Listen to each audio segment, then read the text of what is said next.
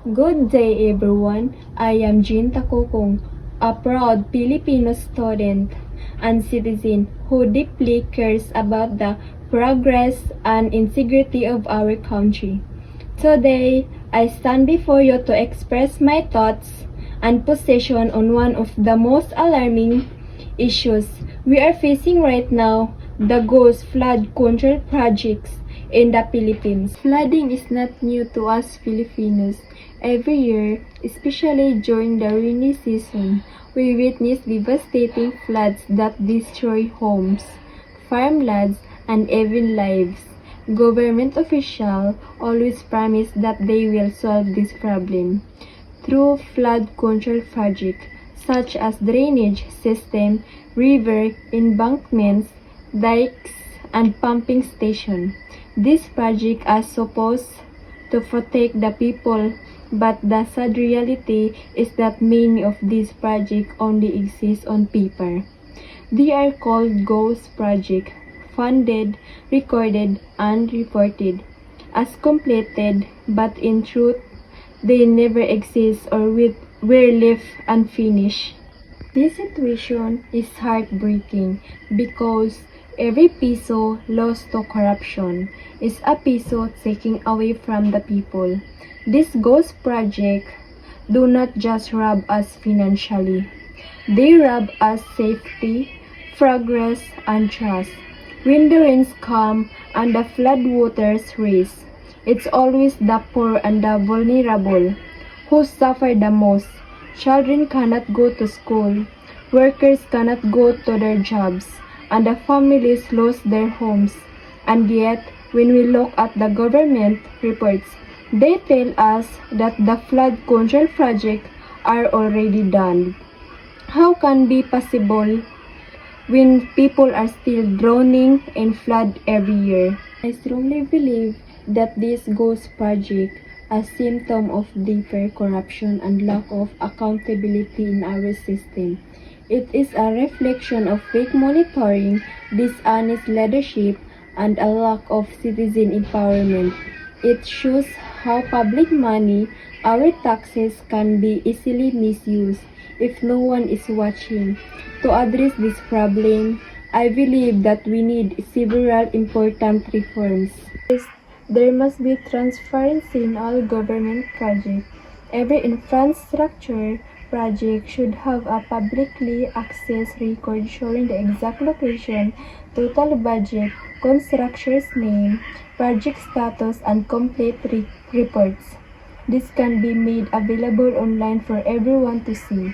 With technology today, it's not impossible to have an online portal where Filipinos can track projects in their communities.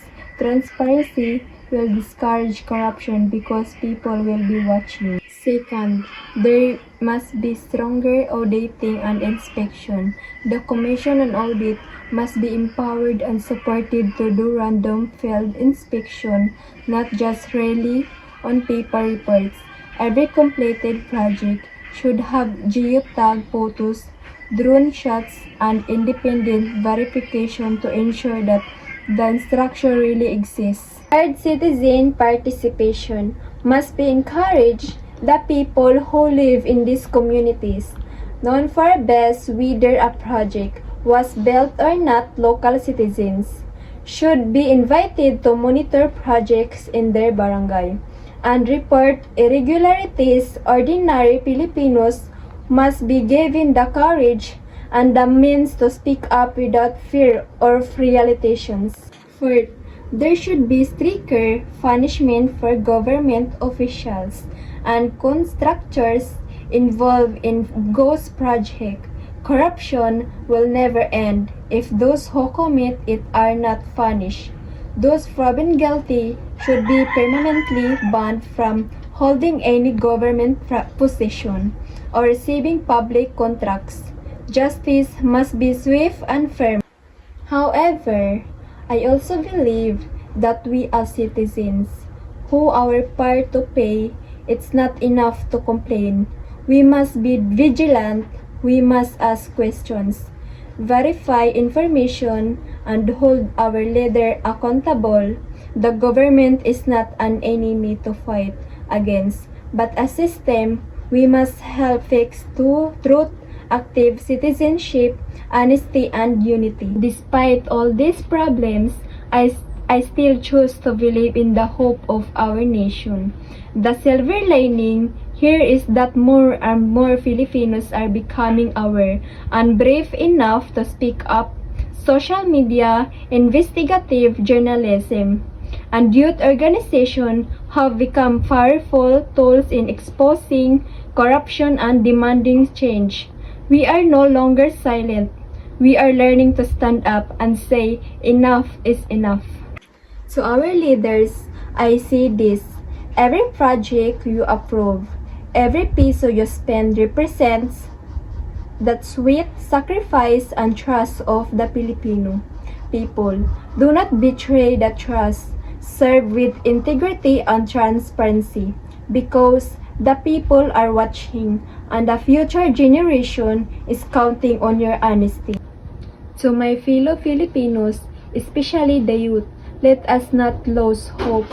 Let us continue to dream of a country where flood control projects are real, where infrastructure stand tall and strong, and wherever tax piso is spent properly. Let us be the generation that ends ghost project, the generation that values truth, responsibility, and service. In the end, the fight against ghost projects is not just a fight against corruption. It is a fight for a better, safer, and more honest Philippines. Let us all take part in building a nation that does not need ghosts to move forward, but real people with genuine hearts and clean hands. Thank you, and we may all work together to turn our country promises into reality, not on paper, but in the lives of every Filipino. Thank you.